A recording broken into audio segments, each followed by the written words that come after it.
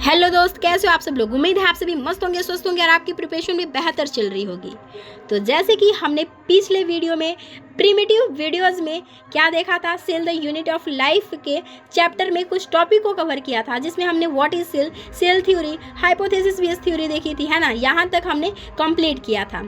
Just अब इस lecture को हम अगेन कंटिन्यू कर रहे हैं। इसमें क्या क्या देखेंगे इसके बारे में चलिए पहले बता देते हैं। तो इसमें हम देखेंगे एनिमल सेल के बारे में देखेंगे, प्लांट सेल के बारे में देखेंगे और साथ ही साथ सेल की ओवरव्यू स्ट्रक्चर देखेंगे ताकि हमेशा टंग पे रहे, ठीक है।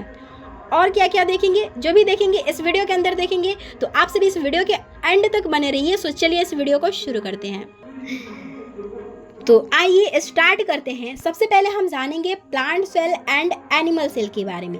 तो इसको याद करने का एक अच्छा तरीका है, दोनों, इससे प्लांट सेल भी याद हो जाएगा और एनिमल सेल भी याद हो जाएगा, किसमें क्या पाया जा रहा है, किसमें क्या नहीं पाया जा रहा है, किसमें क्या प्रेजेंट है, किसमें क्या एब्सेंट है, ये याद हो जाएगा। तो इसको याद करने के लिए आप सभी यूज कीजिएगा C4, ठीक है। यहाँ पर हमने C4 लिख दिया है, ठीक है। एक C से हो गया आपका सेल वॉल, सेकेंड C से हो गया सेंट्रल वैक्यूल्स, थर्ड C से हो गया क्लोरोप्लास्ट, फोर्थ C से हो गया सेंट्रियोल्स या फिर सेंट्रोसोम, ठीक है। तो आइए अब हम बात करते हैं प्लांट सेल को लेके। तो प्लांट सेल के बारे में जानने के लिए यूज किया गया है ऑनियन पिल सेल को। आपको ये बातें याद होनी चाहिए, ठीक है।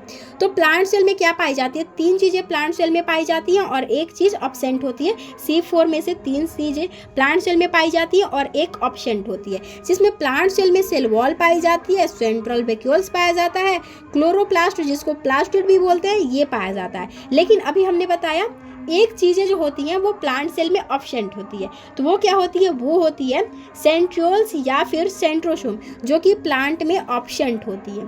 आइए अब हम बात कर लेते हैं एनिमल सेल के बारे में। तो यहाँ पर तीन चीजें प्लांट सेल में पाई जा रही थी, तो बेसिकली जस्ट एनिमल्स में क्या हो जाएगा, ऑपोजिट हो जाएगा। तो एनिमल में ये तीन चीजें एब्सेंट होंगी। तो एनिमल में क्या होती है, एनिमल्स में जस्ट हम देखते हैं ह्यूमन चिक सेल को। तो एनिमल्स के पास सेल वॉल नहीं पाया जाता है, सेंट्रल वैक्यूल नहीं पाई जाती है, क्लोरोप्लास्ट नहीं पाई जाती है। ऑफ कोर्स क्लोरोप्लास्ट इसलिए नहीं पाई जाएगी क्योंकि ह्यूमन तो फोटोसिंथेसिस करता नहीं है, ठीक है। लेकिन एक बात जरूर याद रखिएगा कि एनिमल्स में सेंट्रियोल्स या फिर सेंट्रोसोम पाया जाता है, जो कि प्लांट में नहीं पाया जाता है। ये एनिमल्स को क्या करता है, यूनिक बनाता है। तो आइए जस्ट हम डायग्राम को देख लेते हैं, ठीक है। तो यहाँ पर आपको देखने को मिल रहा है जस्ट ये प्लांट सेल की क्या है, डायग्राम है। ऊपर वाली जो आउटसाइड पार्ट होती है इसको हम क्या कहते हैं, सेल वॉल कहते हैं। जो इनसाइड पार्ट होती है ये क्या होती है, सेल मेम्ब्रेन होती है। आपको पता ही है कि इनसाइड क्या पाई जाती है, सेल मेम्ब्रेन पाई जाती है, आउटसाइड क्या पाया जाता है, सेल वॉल पाया जाता है। इसको हमने बहुत ही अच्छी तरीके से टंग पे कर रखा था लेक्चर नंबर 1 में। अभी तक आपने लेक्चर नंबर 1 नहीं देखा है तो जाइए आप उसे वॉच कीजिए, ठीक है। यहाँ पर बात कर लेते हैं जस्ट इनसाइड। तो इनसाइड इसके क्या पाया जाता है, न्यूक्लियस पाया जाता है, जो आपको यहाँ पर एम्प्टी कंपार्टमेंट देखने को मिल जा रहा है। ये क्या होती है, साइटोप्लाज्म होती है। साइटोप्लाज्म के अंदर सेमी फ्लूइड भरा रहता है और भी चीज़ें अभी बताएंगे साइटोप्लाज्म को लेके, ठीक है। और क्या हो गई, ये बड़ा सा जो सर्कल है, बड़ा सा सर्कल C सर्कल। तो C क्या होती है, सेंट्रल वैक्यूल होती है। जो सेंट्रल वैक्यूल होती है ना, ये प्लांट सेल की 90% वॉल्यूम को एक्यूपाई करती है, ठीक है। तो यहाँ पर हो गई प्लांट सेल। आइए एनिमल सेल के स्ट्रक्चर की बात कर लेते हैं। तो एनिमल सेल की जो स्ट्रक्चर होती है, इसके पास तो एक ही मेम्ब्रेन पाया जाता है जिसका नाम क्या है, सेल मेम्ब्रेन है, ठीक है। और यहाँ पर इसके पास एक वैक्यूल्स पाया जाता है, छोटा सा वैक्यूल्स होती है। और यहाँ पर न्यूक्लियस पाई जाती है, साथ ही साथ सेंट्रियोल्स पाया जाता है, जो कि एनिमल्स को क्या करता है, यूनिक बनाता है। तो आई होप आपको यहाँ तक बातें समझ में आ रही होंगी। आइए बात कर लेते हैं ओवरव्यू सेल को लेके इसके बारे में, ठीक है। तो यहाँ पर आपको देखने को मिल रहा है जो बाहर वाला पार्ट है ये क्या होता है, सेल वॉल होता है। अभी हमने बताया जो सेल वॉल होता है काफ़ी रिजिड होती है, यानी कि काफ़ी हार्ड होती है। जो इनर पार्ट होती है इसको क्या कहते हैं, सेल मेम्ब्रेन कहते हैं। सेल मेम्ब्रेन को प्लाज्मा मेम्ब्रेन या फिर प्लाज्मा लेमिला कहते हैं। जो सारे सेल में क्या होती है, यूनिवर्सल होती है, ठीक है। सारे सेल में प्लाज्मा मेम्ब्रेन आपको देखने को मिल जाता है, चाहे वो एनिमल सेल हो चाहे वो प्लांट सेल हो, ठीक है। और अभी हमने बताया जो ये एम्प्टी कंपार्टमेंट है इसको हम क्या कहते हैं, साइटोप्लाज्म कहते हैं। तो साइटोप्लाज्म क्या होती है, ये ऑक्यूपाई करती है सेल की वॉल्यूम को क्या करती है, ऑक्यूपाई करती है, और इसके अंदर सेलुलर एक्टिविटी देखने को मिल जाता है। साथ ही साथ इसके अंदर मेटाबॉलिक रिएक्शन होती है।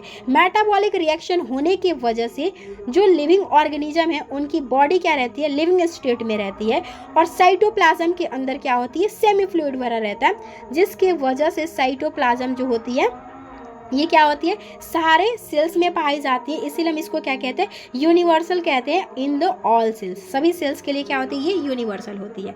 अब यहाँ तक तो बातें हो गई। जस्ट इसके अंदर क्या पाया जाता है, न्यूक्लियस भी पाया जाता है। ये आपकी जो न्यूक्लियस होती है ये क्या होती है, डेंस होती है, जिसको ब्रेन ऑफ द सेल भी कहा जाता है। न्यूक्लियस में एक छोटा सा पोर आपको यहाँ पर देखने को मिल जा रहा है, जिसको न्यूक्लियर पोर कहते हैं।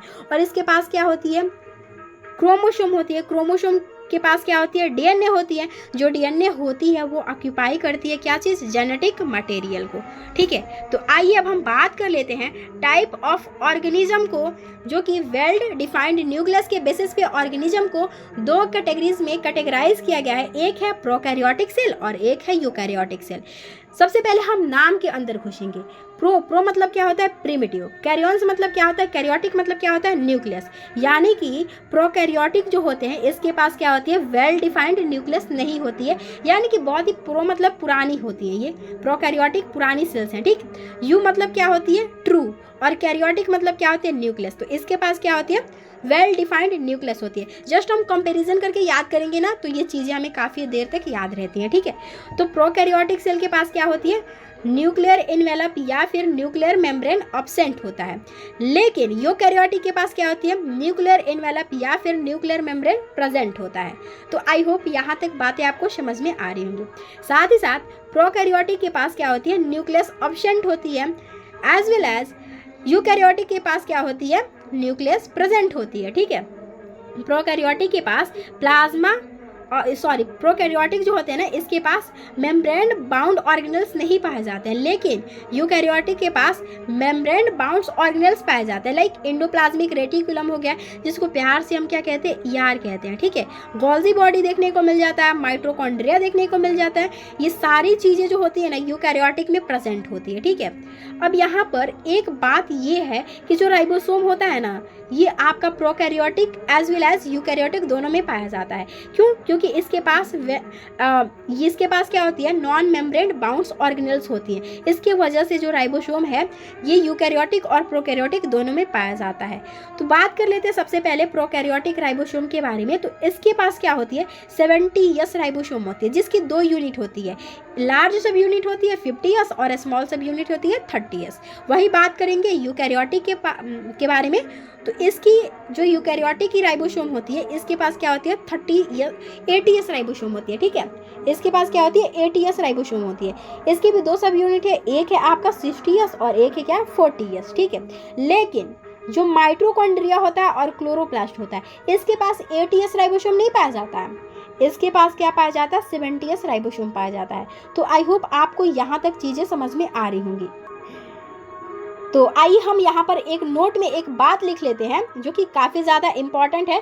तो बनाएंगे यहाँ पर 2 रुपये का नोट, जिसमें यहाँ पर लिखेंगे सेंट्रोसोम जो होती है ना, सेंट्रोसोम ये आपकी क्या होती है, मेम्ब्रेन लेस होती है। लाइक राइबोसोम जैसे मेम्ब्रेन लेस नहीं था, जिसके पास कोई भी मेम्ब्रेन नहीं पाई जा रही थी, नॉन मेम्ब्रेन्स ऑर्गेनेल्स था, वैसे ही क्या होती है आपकी सेंट्रोसोम, जिसको सेंट्रोल्स कहते हैं, ये मेम्ब्रेन लेस होती है, जो ओनली एनिमल्स में क्या होती है, पाई जाती है। अब एनिमल्स में पाए जाने की वजह से इसका भी तो कोई ना कोई फंक्शन काम तो होगा ही ना, तो ये क्या करती है, हेल्प करती है सेल डिवीजन में। ठीक है, ये ओनली एनिमल्स में पाई जाती है, आपकी ना ही प्लांट में पाई जाती है, ना ही प्रोकैरियोटिक में पाई जाती है। तो आज तक बस इतना ही रहने देते हैं, क्योंकि काफी ज्यादा लेक्चर बड़ा हो जाएगा, जिससे आपको